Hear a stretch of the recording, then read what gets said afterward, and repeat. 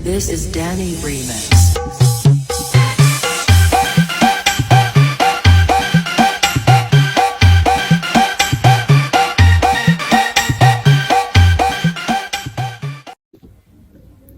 Bismillahirrahmanirrahim. Assalamualaikum warahmatullahi wabarakatuh. Perkenalkan, nama saya Ibnu Ari Prasetya dengan NIM 221010551094. Berdirinya saya di sini, saya akan membahas tentang analisis kegagalan yang dilakukan oleh Transmart dari awal launching hingga sekarang. Sebelumnya, puji syukur kehadirat Tuhan Yang Maha Esa yang telah memberikan rahmat dan karunia-Nya sehingga saya dapat menyelesaikan tugas ini dengan baik. Langsung saja saya bahas dari awal launching. PT Trans Retail Indonesia yang sekarang beroperasi sebagai Transmart adalah sebuah jaringan hipermarket dan pusat perbelanjaan di Indonesia. Transmart beroperasi dengan 86 gerai yang tersebar di berbagai daerah di seluruh Indonesia. Transmart memiliki visi untuk membantu semua orang agar dapat menikmati kualitas hidup yang lebih baik di setiap harinya.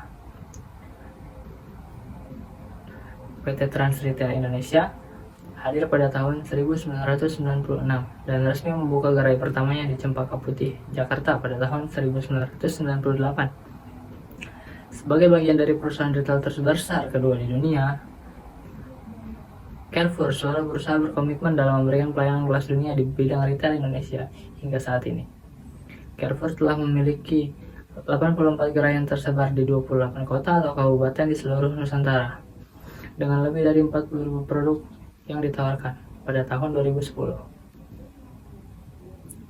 Carrefour tercatat telah memiliki lebih dari 72 juta pelanggan di Indonesia pada bulan Januari 2013. Transcorp melalui anak perusahaannya PT Trans Retail Indonesia mengambil alih 100% saham PT Carrefour Indonesia sebagai nama perusahaan pun berubah menjadi PT Trans Retail Indonesia.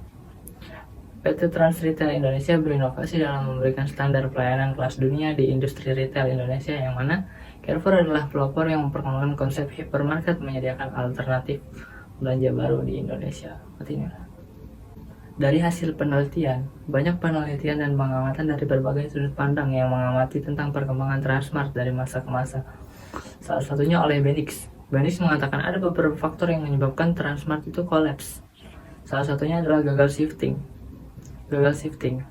ujar Benix dikutip dari Hops ID pada 5 Juli 2023. Yang dimaksudkan gagal shifting oleh Benix adalah gagal untuk berubah sistem, seperti yang kita ketahui bersama bahwa Transmart itu berawal dari cerita Carrefour. Carrefour adalah swalayan yang berfokus pada belanja grosir, yang artinya bisa mendapatkan harga miring jika belanja di Carrefour.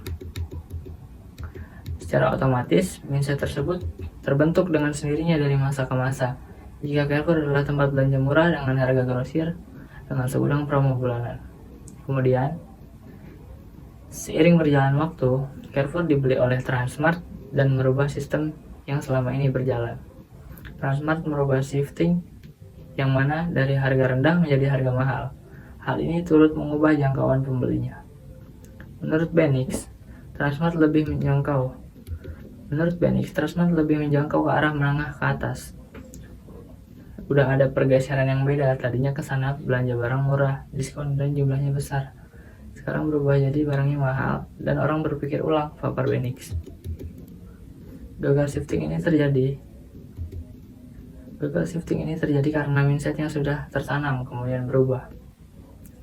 Transmart yang pada dasarnya adalah Carrefour dengan barang diskon dan grosir dan harga murah tiba-tiba menjadi barang kelas atas dengan kualitas premium. Transmart menjadi kalah genetika karena belum punya pengalaman yang banyak untuk bersaing dengan swalayan yang jauh lebih senior.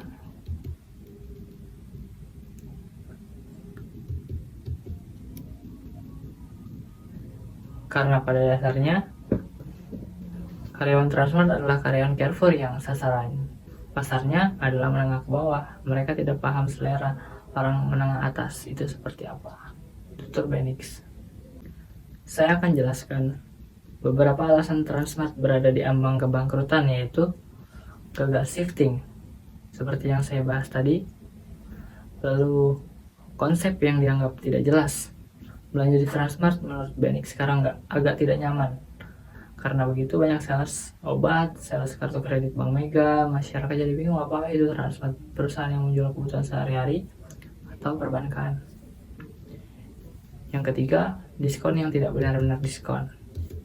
Belanja di Transmart menurut Benix sekarang agak tidak nyaman. Selalu ada banner atau media promosi yang satu jaringan dengan kepemilikan Khairul Tanjung dan mempromosikan Transmart ada diskon, tetapi media yang beda kepemilikan dengan CT tidak menampilkan hal itu. Promonya diskon 10%, berlaku sepanjang tahun. Asal belanja pakai kartu kredit Bank Mega. Artinya harga barang udah mahal dulu, diskon yang gak benar-benar diskon, ucap Benix. Lalu yang keempat, daya beli masyarakat berkurang. PHK massal. Pandemi telah mengubah orang sehingga tidak mau belanja ke toko mahal. Juga dengan masuknya toko-toko e-commerce memberikan dampak besar pada keberadaan Transmart. Orang mulai belanja online sehingga pengaruh ke Transmart. Lalu yang kelima, perubahan gaya konsumsi masyarakat Indonesia. Dulu orang Indonesia mau one stop shopping, tapi sekarang orang pilih belanja yang dekat rumah. Toko-toko retail seperti Alfamart, Indomaret, bahkan toko-toko Madura Mart lebih disenangi masyarakat sekarang ini. Beli di sana terkadang lebih murah dibanding Transmart. Berubah jadi location based shopping, Ibu Benix dikutip Hops ID dari kanal YouTube miliknya. Selanjutnya, beginilah respon Asosiasi Pengusaha Retail Indonesia atau APRindo terkait Transmart. Asosiasi Pengusaha Retail Indonesia membantah isu retail modern Transmart yang diambang kebangkrutan karena telah menutup sejumlah toko imbas sepinya pengunjung. Transmart itu sebenarnya bukan kolaps atau sebagian bilang bangkrut. Transmart itu sedang beranomali untuk menyesuaikan dengan situasi kondisi zamannya, kata Ketua Umum APRindo, Roy Nicholas Mende. Roy mengatakan, industri retail tidak bisa mengikuti perubahan secara cepat mengikuti tren permintaan. Sebab itu membutuhkan waktu soal permintaan barang, stok, hingga tempat. Transmart, menurut Roy, menjadi salah satu contoh. Menurut dia, bisnis jaringan retail kelas hipermarket yang berada di bawah Trans Retail itu tidak berjalan lancar, termasuk dalam pengaturan tenan di dalamnya. Sementara itu, perilaku konsumen terus berubah cepat. Kemarin sudah lihat ketika ownernya turun, berkunjung ke berbagai toko, dia langsung dengan institusi bisnisnya merubah. Oh iya ya, saya mau ini dibedakan data letaknya, dibedakan pencahayaannya, bahkan lokasinya. Istilahnya turun gunung, ujar dia. Kendati demikian, Roy enggan menyebut Transmart salah strategi, tapi belum cepat dalam menyesuaikan kondisi, terutama ketika pandemi COVID-19 yang menimbulkan banyak perubahan pola konsumen. Jadi, kalaupun ada yang kurang atau tutup, itu bukan bangkrut, tapi sedang menata atau merelokasi, kata Roy menambahkan. Dari analisa kasus di atas, saya berhasil merumuskan beberapa tips yang bisa dilakukan oleh manajemen Transmart agar tidak terjadi kembali kasus yang sama seperti hal tersebut, yaitu analisis dan perbaikan model bisnis. Manajemen Transmart pada melakukan evaluasi menyeluruh terhadap model bisnis yang mereka terapkan. Ini termasuk mempertimbangkan apakah ada kebutuhan untuk mengubah fokus atau menyesuaikan strategi. Lalu, manajemen keuangan yang lebih efisien. Transmart harus memastikan bahwa manajemen keuangan mereka efisien dan transparan. Hal ini melibatkan pengawasan yang ketat terhadap pengeluaran, pembayaran utang, dan manajemen arus kas secara umum. Mereka juga harus mampu mengidentifikasi dan mengurangi biaya yang tidak perlu. Selanjutnya, peningkatan pengalaman pelanggan. Transmart harus berfokus pada peningkatan pengalaman pelanggan mereka. Ini melibatkan peningkatan kualitas produk dan layanan, keberlanjutan rantai pasokan, dan pemenuhan kebutuhan konsumen yang berkembang. Memperbaiki kehadiran mereka dalam era digital juga penting, termasuk melalui platform e-commerce, aplikasi mobile, atau pelayanan online lainnya. Selanjutnya, dengan pengolahan persediaan yang efektif. Manajemen persediaan yang buruk dapat menyebabkan biaya yang tinggi dan penurunan kepuasan pelanggan. Transmart perlu meningkatkan sistem pengelolaan persediaan mereka untuk memastikan ketersediaan barang yang memadai, mengurangi kelebihan persediaan, dan mengoptimalkan rotasi persediaan. Lalu Transmart juga harus melakukan responsibilitas sosial dan lingkungan. Transmart perlu memperhatikan tanggung jawab sosial dan lingkungan mereka, mengadopsi praktik bisnis yang bertanggung jawab secara sosial, dan menjaga keberlanjutan lingkungan dapat meningkatkan citra merek mereka dan menarik pelanggan yang lebih banyak. Setiap langkah ini memerlukan analisis yang mendalam, perencanaan yang cermat, dan pelaksanaan yang efektif. Penting bagi manajemen Transmart untuk memprioritaskan perubahan dan peningkatan yang diperlukan untuk menghindari gulung tikar dan memastikan kelangsungan bisnis yang sukses.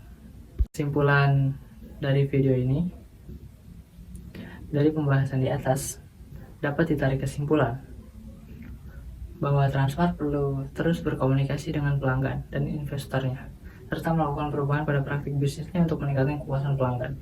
Dalam menghadapi perubahan pasar yang dinamis, penting bagi perusahaan untuk terus melakukan evaluasi dan penyesuaian strategi bisnis mereka. Transmart dapat mengambil pelajaran dari peristiwa ini untuk memperkuat komunikasi dengan pemangku kepentingan, mengikuti tren dan kebutuhan pasar, dan terus meningkatkan operasional bisnis mereka. Dengan fokus pada manajemen reputasi, mengelola krisis, dan hubungan masyarakat, ini akan membangun kembali kepercayaan pelanggan. Semoga Transmart mampu mengatasi situasi ini dan menerapkan strategi yang tepat untuk meraih kesuksesan di masa depan. Sekian video ini saya buat. Terima kasih atas perhatiannya. Wassalamualaikum warahmatullahi wabarakatuh.